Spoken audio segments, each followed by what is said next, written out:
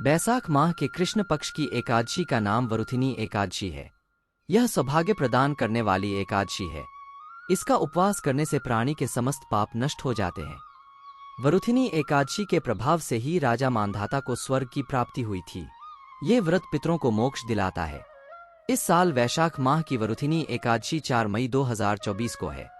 वरुथिनी एकादशी का व्रत इस कथा के बिना अधूरा है। आइए जानते हैं वरुथिनी एकादशी की कथा और व्रत की विधि। पौराणिक कथा के अनुसार नर्मदा नदी के तट पर राजा मांधाता का राज्य था। राजा मांधाता दानी और तपस्वी थे। एक बार जब वह जंगल में तपस्या कर रहे थे तो एक भालू आ गया और उनका पैर चबाने लगा।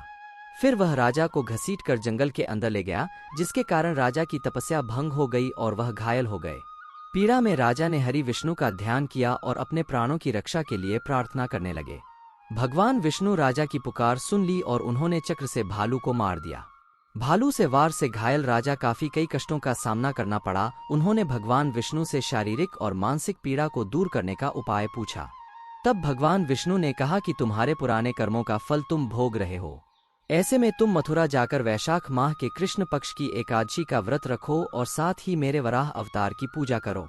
इस एकादशी के प्रताप से सभी कष्टों से मुक्ति मिलेगी।